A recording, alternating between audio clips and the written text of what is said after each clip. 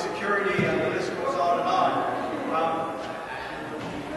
Martin Luther King, back in the 60s, when he began to fight for civil rights in America, said that when he looked at the circumstance and he began to try to meet with politicians, that there were three kinds of politicians. There were politicians who would always do the right thing. There were politicians who, if you gave them the right argument, would do the right thing. And then there was a larger group of politicians who walked around with their fingers up in the air trying to figure out which way the wind was blowing. And so he determined that what he needed to do was to change the wind. And that's what we're doing here this afternoon.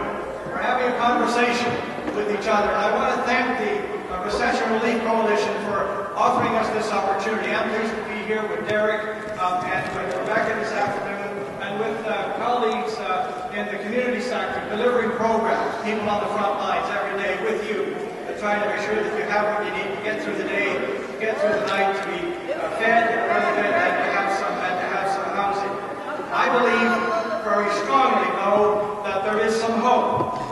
And the hope exists in you and in us, and taking this to the street and out across every community and across this country until the government sits up and listens and begins to take some action.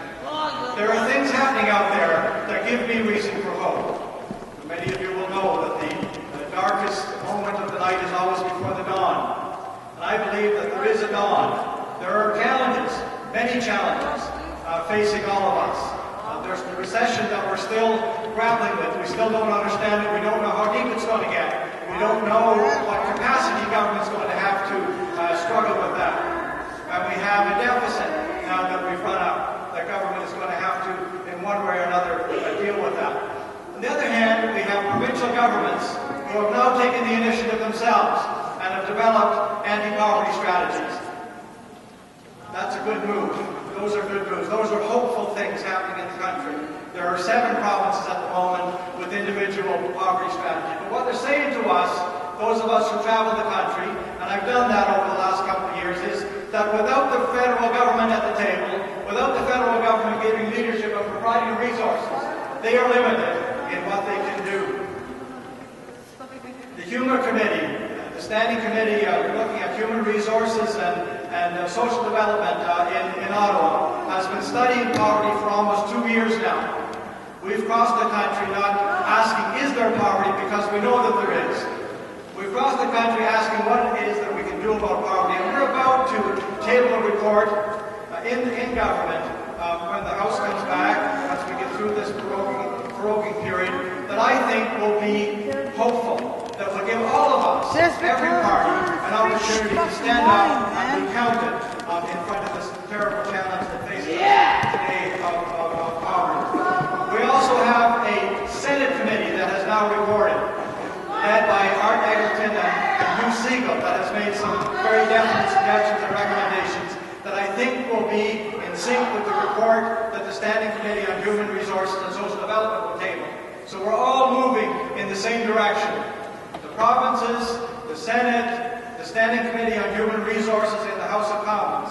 And then we have people like yourselves and the people who sit at the panel here today, our groups like Campaign 2000 and Canada Without Poverty and Citizens for Public Justice, who have launched a campaign across Canada called Dignity for All. They're out there talking to people, meeting in community halls, meeting in church basements, meeting in homes, having the conversation with people about poverty and talking about it and raising it in a way, raising the profile in a way that I believe in the not too distant future the government will no longer be able to ignore. And they will be making reports and they will be speaking to us as well. So I think all of that together is building this wind change that Martin Luther King spoke of in the 60s for us now as we move into the year 2010 and beyond. And I think that it's hopeful. The other hopeful thing that I see on the horizon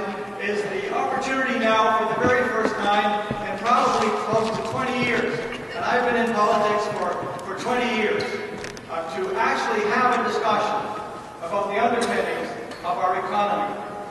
That isn't about how can we get more, how can we have more growth, how can we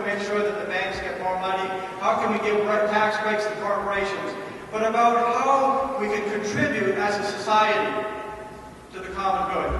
To begin to talk not about greed and about excess, but to begin to talk once again, unions, church groups, credit unions, all kinds of organizations out there who have the mandate to work within and with society to speak about enough for all, to make sure that people have enough to eat, to make sure that people have decent housing, to make sure that children are looked after, to make sure that people have an opportunity to participate in their communities. And that's why I've, on a more specific level, in a more specific way, been working on a bill at the federal level that I will table once the House of Commons comes back. A bill to eradicate poverty in Canada. Not reduce it, eradicate it. And I think that that can be done.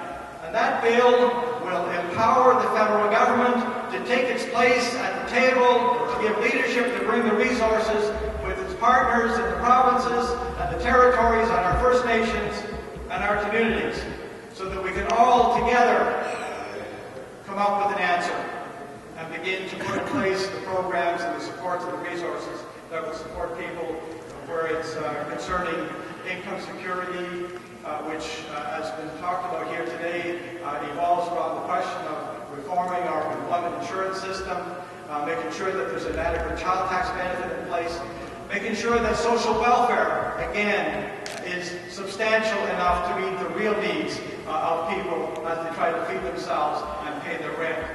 To make sure that our seniors, those people who built this country, have a decent standard of living into their years when they should be enjoying the fruits of that labor. It will also tackle, my bill, the issue of housing, although much of the work on housing has already been done by people like Michael Shapcott and my colleague Libby Davis, who has a housing bill now before the House of Commons. And the third thing my bill will deal with, amongst a whole lot of others, but just to begin with, is the whole question of social inclusion. It means building communities where everybody can participate, building communities where everybody belongs, building communities where everybody can get involved and feel good about themselves and identify with. So those are some of the things that I think that we can do as we move forward. I'm inviting all of you to be involved, to participate with us as we have that conversation with each other and with others out there in our communities, in our neighborhoods, and across this country. And I have to say to you that the fact that you showed up here today, that the Recession Relief Coalition continues to do the very excellent work that they do, the fact that all these groups that I spoke about earlier are doing the work that they are, that I'm hopeful that within the not too distant future, we will in fact, as a society, yet once again, take seriously the responsibility that we have for each other. Thank you very much.